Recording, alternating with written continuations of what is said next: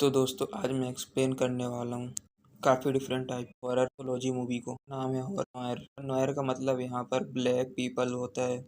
तो ये जो मूवी है ब्लैक पीपल के हुए अत्याचार के ऊपर है। यहाँ पर उनके साथ जो होता है उसको दिखाया गया है, जो कि काफ़ी डिफरेंट तरीके से दर्शाया गया है। उम्मीद करता हूँ कि आपको ज़रूर पसंद आएगी।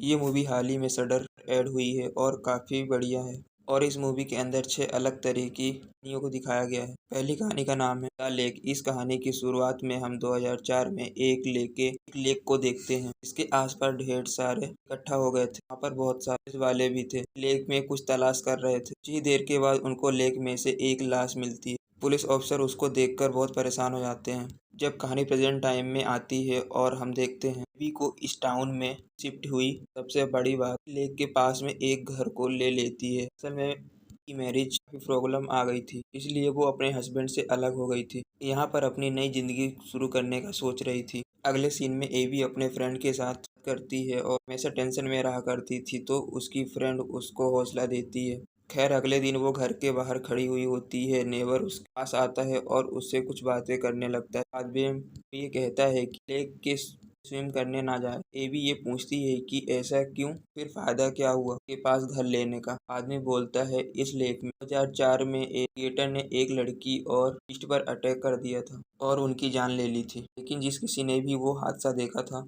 वो ये कहता है कि वो एलिगेटर नहीं था, बल्कि कोई बहुत ही भयानक चीज थी। और एबी उस आदमी की बात को लाइटली लेती है और अपने काम में लग जाती है। अब अगले दिन एबी लेक के पास में बैठती है और लेक में स्विम करने चली जाती है। रात को वो घर पर कुछ काम कर रही होती है और उसे अचानक से अजीब सा एक्सप्रेशन फील होता है। खैर अगली सुबह एवी तैयार हो रही होती है। वो अपने पेट पर कुछ अजीब से मार्क्स को नोटिस करती है। इसके बाद में वो स्कूल आ जाती है, जहाँ पर वो एक टीचर की जॉब करती थी। और वहाँ उसको एक लड़का डायरेक्ट होता है और एवी उससे इम्प्रेस हो जाती है। खैर अगले दिन वो घर के बाहर खड़ी हुई होती है, तभी नेबर उसके पास आता है और बोलता है एबी को लेक के अंदर नहीं जाना चाहिए था और लेक उसके बारे में कुछ नहीं जानती थी। इनफैक्ट वो जो लेक है उसके पूरे ख्यालों को भुलाएगी, जिससे एवी थोड़ा सा परेशान हो जाती है, लेकिन वो बात को टाल देती है। जिसके बाद में एवी स्कूल में जाती है और डायरेक्ट से घर पर कुछ काम करने को बोलती है। इसके लिए वो डायरेक्ट को पे भी कर देगी। वो मान भी जाता है क्योंकि पैसों की ज़रूरत स्कूल स्टूडेंट्स को होती है। रात को हम एवी को देखते हैं जो कि सपना देखती है। वो लेक में से पकड़ पकड़ कर मछली खा रही है, लेकिन जब उसकी नींद खुलती है तो वो अपने घर में टैंक को देखती है। चॉकलेट उसके अंदर एक भी फिश नहीं होती। तैयार होते हुए खुद को देखती है तो पेट पर रिब्स की जगह पर इसकी तरह गिल्स आ गए थे। ये भी थोड़ा सा परेशान हो जाती है। तभी एक कैट वहाँ पर शोर करने लगती है, जिस पर एवी गुस्सा करती है। यहाँ पर हम उसके बिहेवियर में अजीब सा गुस्सा भी देखते हैं। और फिर वो कैट पूरी स्टोरी में कहीं पर भी नहीं दिखाई देती है। लगता है उसे किसी ने मार दिया या वो यहाँ पर कभी थी ही नहीं। खैर अगले दिन वो फ्रिज से निकालकर मीट खा रही होती है। काफ़ी भी अजीब बिहेव करती है। डायरेक्ट उसके घर पर आया था काम करने के लिए। एबी उसकी और भी ज़्यादा आकर्षित होने लगती है। अब सब कुछ ऐसा ही चलता है। एक दिन डायरेक्ट अपने छोटे भाई को लेकर आता है पर ताकि काम जल्दी से हो जाए और एबी थोड़ी सी अपसेट हो जाती है। खैर कुछ ही देर के बाद में वो लेक में जाने लगती है। उसके पैर पर हम फिश गिल्स साफ साफ देख पाते हैं। साथ ही साथ एवी की फिंगरप्रिंट भी चेंज हो जाती है और किसी फिश की तरह लग रही थी। खैर अब वो डायरेक्ट को बेट देती है। 5 मिनट आने के लिए अच्छे खासे पैसों का ऑफर देती है। फिर डायरेक्ट और उसका भाई लेक में नहीं जाना चाहते थे, क्योंकि उनको भी वो कहानी पता थी कि वहाँ पर क्या हुआ था। उनको डर भी लगता है, लेकिन पैसों के लिए वो लोग लेक में चले जाते हैं। अब एबी पानी के अंदर चली जाती है और वो दोनों उसको ढूंढने लगते हैं। तभी डायरेक्ट के भाई पर कोई अटैक कर देता है, जिससे उसके हाथ में चोट आ जाती है और वो पानी से बाहर जाने लगता है। तभी उसे कोई पानी के नीचे खींचता है और उसके भाई के पास नेबर कर उसको संभालता है और ये कहता है कि अब काफ़ी देर हो गई है। डायरेक्ट के लिए हम रात को के अंदर घूमते एबी को देख पाते हैं, जो कि अब एक मॉन्स्टर या फिर सी क्रिएचर की तरह बन गई थी। और इसी के साथ में कहानी नंबर 1 ख़त्म होती है। अब आ जाते हैं हम अगले कहानी में, जिसका नाम है ब्रांड ऑफ इविल। इस कहानी की शुरुआत में हमें नेकानी को, जो कि एक ग्राफिक डिज़ाइनिंग आर्टिस्ट होता है, वो अपनी कम्युनिटी के लिए यहाँ पर प्रिंटिंग कर रहा होता है और उसके लिए पैसा उसको नहीं मिलता क्योंकि कम्युनिटी काफ़ी गरीब थी और मिस लॉरेन सम हू डोनेशन की हेल्प से चीज़ों को चलाती थी और ये वॉल पेंटिंग को फंड रेजिंग के लिए यूज़ करने वाली थी। मिस लॉरेंस नेकानी के पास आती हैं। नेकानी को भले ही पैसे बहुत कम मिले हैं लेकिन उसकी कम्युनिटी की हेल्प हो रही है जिस पर वो एग्री करता है और दोनों वहाँ से चले जाते हैं। लेकिन कुछ ही देर पर खड़े हुए एक वाइट मैन को हम उन पर नज़र रखते हुए देख सकते हैं। अब नेकानी अपने डेस्क पर जाता है तो वहाँ पर उसको एक कॉल आया होता है। कॉल पर एक आदमी उसको कुछ सिंबल बनाने को बोलता है जिसके लिए पहले तो नेकामी मना कर देता है कि उसको वो वॉल पेंटिंग कंप्लीट करनी थी, लेकिन वो आदमी उसको बहुत सारे पैसे ऑफर करता है। इस पर वो मना नहीं कर पाता, उसे पैसों की ज़रूरत थी। घर आकर वो उन सिंबल्स को कंप्लीट करने लगता है। उसका भाई कॉडल घर पर आता है और वो दोनों थोड़ी बहुत बातें करते हैं। नेकामी को सिंबल कंप्लीट करके सेंड कर देता है और तुरंत ही उसके अकाउंट में पैसे भी क्रेडिट्स हो जाते हैं जो कि उस आदमी ने बोले थे और वो इस बात से बहुत खुश हो जाता है। और अब रात को हम कम्युनिटी हॉल के पास एक मेंबर को देखते हैं।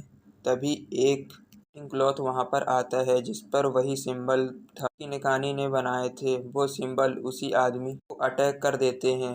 खैर अगले सुबह नेकानी कम्युनिटी हॉल में आता है।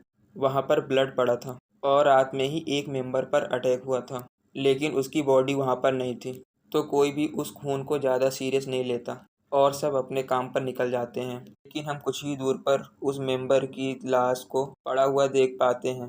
नेकानी अपने काम पर लग गया है तो उसके पास उसी सिंबल वाले आदमी का कॉल फिर से आता है। वो नेकानी से एक और सिंबल बनवाने के लिए बोलता है जिसके लिए वो उसको $5000 का और कम्युनिटी में भी $5000 देने को बोलता है।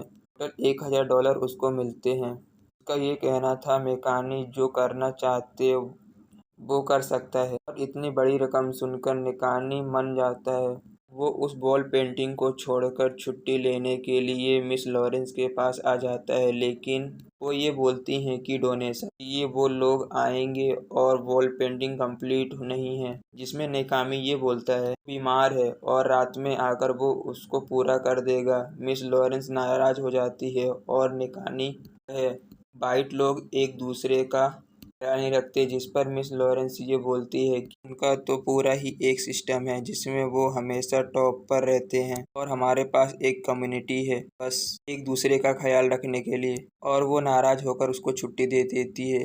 अब नेकानी कैफे में बैठकर उस सिंबल को कंप्लीट कर रहा होता है और उसके पास में कॉर्डल और उसका दोस्त मैनेजर आता है। फटाफट वो दोनों उसके पास सिंबल को देखते हैं जो कि अपने कंप्लीट कर लिए थे। कैफे मैनेजर है ये नावी आकर्ड सिंबल है, मिडनाइट सन कहा जाता है, की हेल्प से वो सेटन को समन करते हैं ब्लैक पर्सन को मिटाने के लिए और वो अपने फोन पर वो सिंबल निकालता है। नेकामी बोलता है ये एक कंसिडेंट है और सिंबल उसको सेंड कर देता है, यानी कि उसी पर्सन को जिसने उसे बनाने को कहा था। अब उसकी अपने भाई कॉडल के साथ बहस भी हो जाती है। वो पैसों के लिए किस हद तक जा रहा है, जिस पर नकान बोलता है ये चाहिए अपनी लाइफ को अच्छा करने के लिए और वो सब जरूर करेगा। और हम मिस लॉरेंस को कंप्लीट ना होने की वजह से वो काफ़ी दुखी हो जाती हैं कि फंड रिलीज उससे ही होने वाली थी। मिस लॉरेंस अपने घर पर जा रही होती है कि तभी एक फ्लोटिंग क्लॉथ के पास में आता है जिस पर वो सिंबल बने हुए होते हैं कि नेकानी ने बनाए थे। तभी वो सिंबल मिस लॉरेंस पर अटैक करके उनको भी जान से मार देते हैं। रात को नेकानी अपने लिए न्यू बाइसिकल लेने आता है। उसे मिस लॉरेंस की डेथ की न्यूज़ पता चलती है जिससे वो थोड़ा सा परेशान हो जाता है। अब कम्युनिटी हॉल में जाता है, यहाँ वॉल पेंटिंग में देखता है तो उस पर वही मिडनाइट बना हुआ था जिसे वो दुखी होकर मिटाने लगता है। तभी सिंबल वाले आदमी का कॉल फिर से आ जाता है और नेकानी उस पर गुस्सा कर देता है कि वो उससे क्या क्या बनवा रहा है, कि वहाँ पर कुछ भी गलत नहीं है और ये सब इत्तेफाक है। वो एक न्यू सिंबल बनाने का बोलता है जिसके लिए $20,000 देने की बात कहता है, जिस पर मेकानी मान जाता है खुद को ये समझाकर कि ये सचमुच इत्तेफाक है और ऐसा कि उसको ज़रूरत है। रात को वो सिंबल कंप्लीट कर लेता है अपने घर पर और हम देख पाते हैं सिंबल अपने आप ही हरकत कर रहे हैं और अब निकामी को घर से कुछ आवाज आती है। वो देखने जाता है और घर में उसे वही आदमी मिलता है कि सिंबल बनाने का काम उसे दे रहा था। शायद वही पर्सन है जो कि स्टार्टिंग में हमें दिखा था। हमें उससे बोलता है ये आदमी उससे क्या बनवाता है, जिस पर वो आदमी ये बाद में कहता है कि सिंबल एक सोल को लेने का इनविटेशन है। हर सोल के साथ में सीडन